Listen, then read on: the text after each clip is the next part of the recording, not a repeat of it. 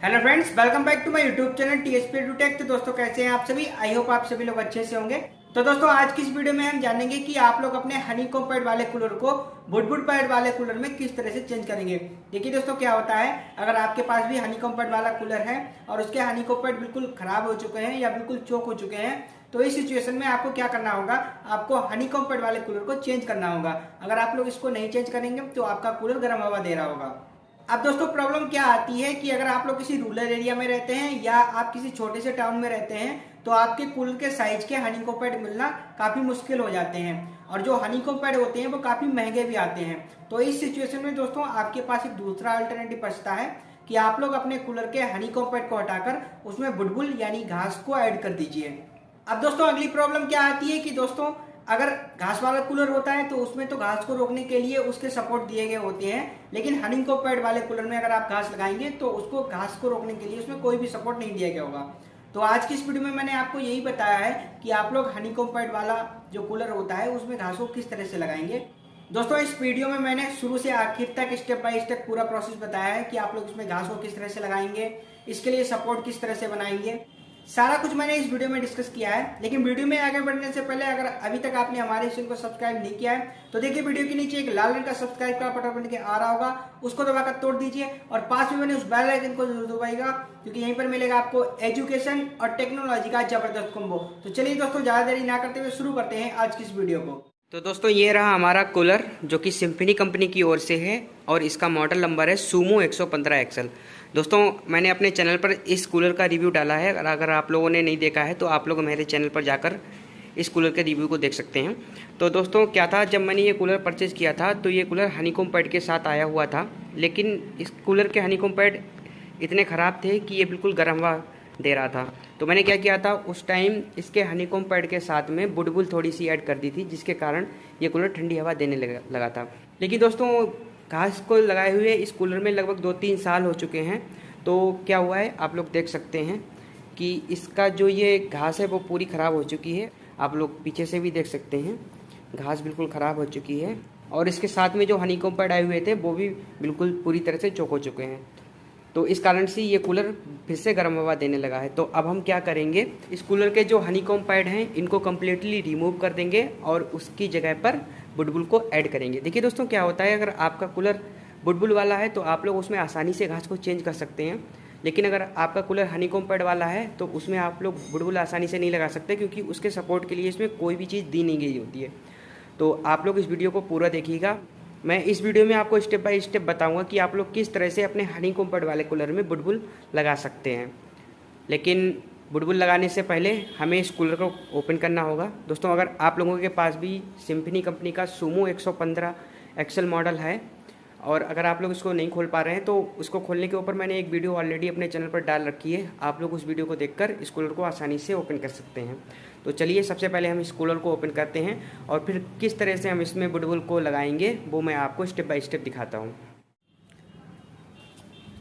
तो चलिए दोस्तों, वुडवुड को लगाने से पहले हमें इसको ओपन करना होगा। ओपन करने के लिए क्या करना है, आप लोग देख सकते हैं यहाँ पर ये कुछ क्लिप्स लगी हुई हैं, इनको ओपन करना है। इनको ओपन करने का तरीका मैंने पिछली वीडियो में बताया था, अगर आप लोगों ने वो वीडियो नहीं देखी है तो कोई बात नहीं। इसको ओपन करने के लिए दोस्तों आप लोग देख सकते हैं यहाँ पर एक लॉक हल्की सी है जो कि इसमें फंसी हुई है। आपको इसको थोड़ा सा अंदर की ओर प्रेस करना है और ये ऊपर की ओर खींचना है तो ये आसानी से निकल आएगा। आप लोगों को मैं दिखाता हूँ किस तरह से करना है। कुछ इस तरह से दबाना है,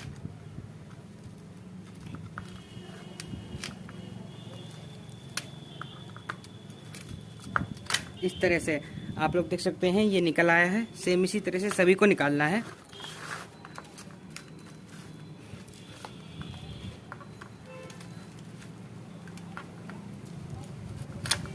देख लीजिए ये भी निकल आया है।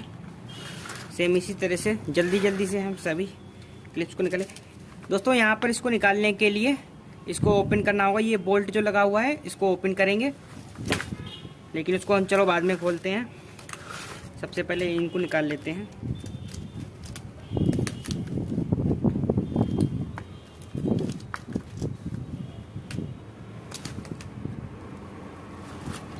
आप लोग इधर से डालिएगा तो आसानी से ऊपर आ जाएगा इस तरह से। यहाँ से डालने से अगर नहीं आ रहा है तो आप लोग यहाँ पर भी फंसा कर ऊपर की ओर इस तरह से कर सकते हैं, तो निकल आएगा। इस तरह से ये निकल आया है। अब चलिए दोस्तों जल्दी से हम इसको भी ओपन कर लेते हैं, इस बोल्ट को।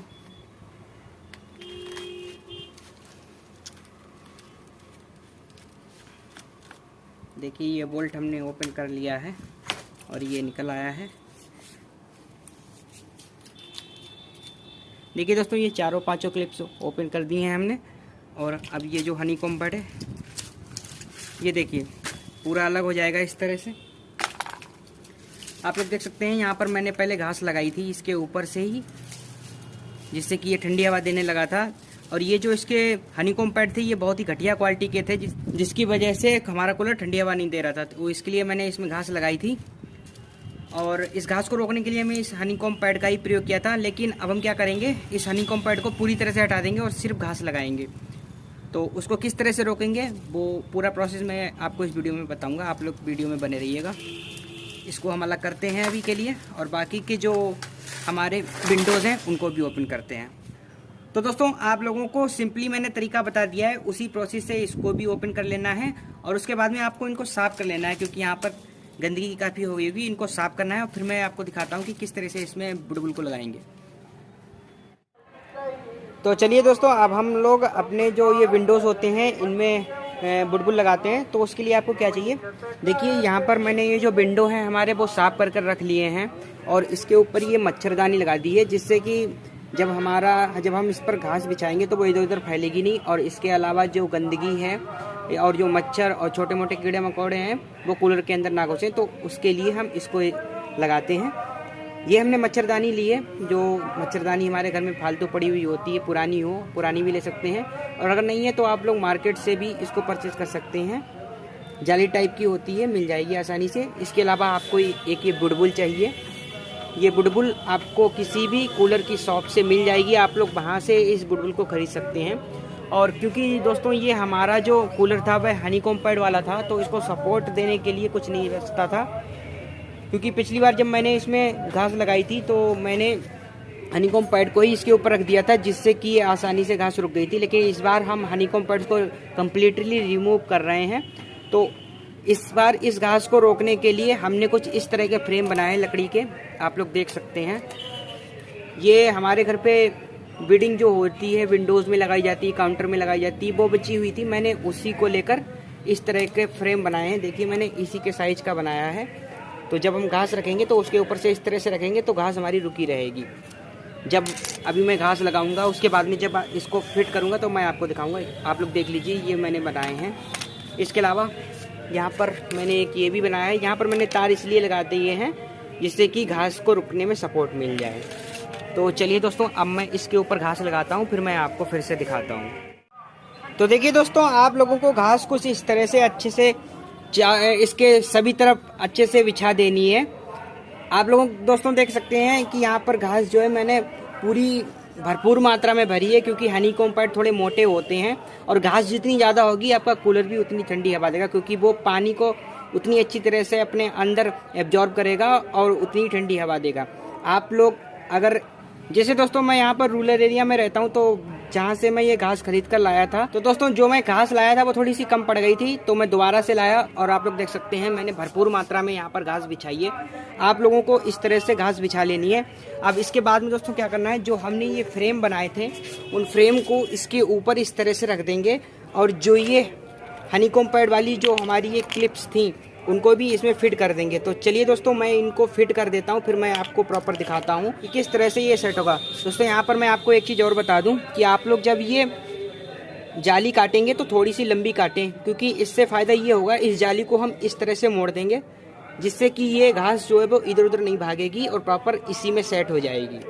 तो चलिए दोस्तों मैं इसको प्रॉपर तरीके से सेट कर देता हूँ, फिर मैं आपको फाइनल दिखाता हूँ। तो दोस्तों मैंने यहाँ पर अपने जो बुलबुल पैड हैं वो कम्प्लीटली रेडी कर दिए हैं। आप लोग देख सकते हैं यहाँ पर मैंने ये फ्रेम लगाकर ये जो क्लिप्स हनीकॉम्ब पैड को सपोर्ट देने के लिए लगी थी वो लगा दी हैं। और इसके अलावा मैंने क्या किया है दोस्तों, यहाँ पर ये तार आप देख रहे होंगे, इस तार को मैंने पीछे की साइड से यहाँ से देखिए ये इसमें फंसाकर इसको यहाँ पर कस दिया है जिससे कि ये फ्रेम हमारा इधर उधर ना भागे, क्योंकि यहाँ पे क्लिप्स जो हैं ये थोड़ी सी ढीली हो सकती हैं। अब आप देख सकते हैं दोस्तों ये घास कहीं नहीं जाने वाली, ये इसी में फंसी रहेगी। इसके अलावा दोस्तों यहाँ पर अगर आपको जहाँ जहाँ पर लगे कि घास थोड़ी सी ऊपर उठी है और यहाँ से इसके इधर उधर हटने की संभावना है, तो वहाँ पर भी आप क्या कर सकते हैं, ये पीछे से देखिए यहाँ पर ये तार मैंने निकाला है और इसके बाद में यहाँ पर ये लकड़ी का छोटा सा टुकड़ा लगा दिया, जिससे कि इस वाली घास को भी सपोर्ट मिल जाएगा। इसी तरह मैंने तीनों पैड्स में किया है, आप लोग देख सकते हैं। यहाँ पर मैंने तार की सहायता से पीछे से तार लाकर यहाँ पर एक लकड़ी का छोटा सा टुकड़ा लगाकर रोक दिया है घास को। जहाँ जहाँ पर उठी हुई लग रही थी हमें, वहाँ पर हमने लगा दी है। सेम इसी तरह से मैंने इस तीसरे वाले भी पैड में किया है और अब देख सकते हैं आप लोग ये अच्छे से तैयार हो चुके हैं। ये घास कहीं नहीं जाने वाली। मैं यहाँ पर उल्टा करके दिखा देता हूँ, ये देखिए अच्छी तरह से फिट हो गई है इसमें। सेम इसी तरह से ये वाला भी कम्प्लीटली रेडी है। तो दोस्तों आप लोगों के पास जो हनी कॉम्ब पैड वाले कूलर होते हैं उनमें घास इस तरह से आप लोग लगा सकते हैं। आप लोगों को मेन पॉइंट ये है कि ये जो फ्रेम है इसको तैयार करना है। इसको तैयार करने में ही थोड़ी सी मेहनत करनी पड़ेगी। आप लोग चाहें तो जो बांस आती है, बांस की सहायता से भी इसको बना सकते हैं, क्योंकि बांस से अगर दोस्तों बनाएंगे तो वो लकड़ी जो होती है वो पानी में थोड़े ज़्यादा दिन टिक जाती है। लेकिन मेरे पास अभी ये लकड़ी थी तो मैंने इसलिए बना दी है। आई होप ये एक सीज़न तो काट ही देगा। बाद में अगर ये गलेगा तो हम दोबारा से दूसरा फ्रेम बनाकर इसमें लगा देंगे। तो दोस्तों इस तरह से आप लोग अपने तीनों पैड्स को कंप्लीट कर सकते हैं। और अब क्या करना है, आप इसको सीधे कूलर में इंस्टॉल करना है और आप लोग देखेंगे कि आपका कूलर जो गर्म हवा दे रहा था या बिल्कुल भी हवा नहीं दे रहा था, वो इन पैड्स को लगाने के बाद अच्छी हवा देने लगेगा। तो ये लीजिए दोस्तों, हमारा कूलर पूरी तरह से तैयार हो चुका है। ये मैंने इसके जो विंडो है वो मैंने लगा दिए हैं। आप लोग देख लीजिए, कुछ इस तरह से दिखेगा ये कूलर, इस तरह से। तो आप लोग भी इस तरह से अपने कूलर में हनी कॉम्ब पैड को वुडवुल से रिप्लेस कर सकते हैं। तो आशा करता हूं दोस्तों आप लोगों ने भी इस वीडियो के माध्यम से अपने हनी कॉम्ब पैड वाले कूलर में घास को आसानी से लगा लिया होगा। दोस्तों आज की वीडियो आपको कैसी लगी हमें कमेंट बॉक्स में जरूर बताइएगा। अगर आपको वीडियो पसंद आती है तो प्लीज इस वीडियो को लाइक जरूर कीजिएगा। दोस्तों कूलर से रिलेटेड मैंने काफी वीडियो अपने चैनल पर डाला, तो अगर अभी तक आपने उन वीडियोस को नहीं देखा है तो आप लोग हमारे चैनल पर जाकर उन वीडियोस को देख सकते हैं। और अगर आप लोग भी डेली लाइफ से जुड़ी समस्याओं का बहुत आसान सा हल चाहते हैं तो हमारे चैनल को सब्सक्राइब जरूर कर लीजिए। तो चलिए दोस्तों मिलते हैं अगली वीडियो में, तब तक अपना ख्याल रखिएगा। जय हिंद, जय भारत।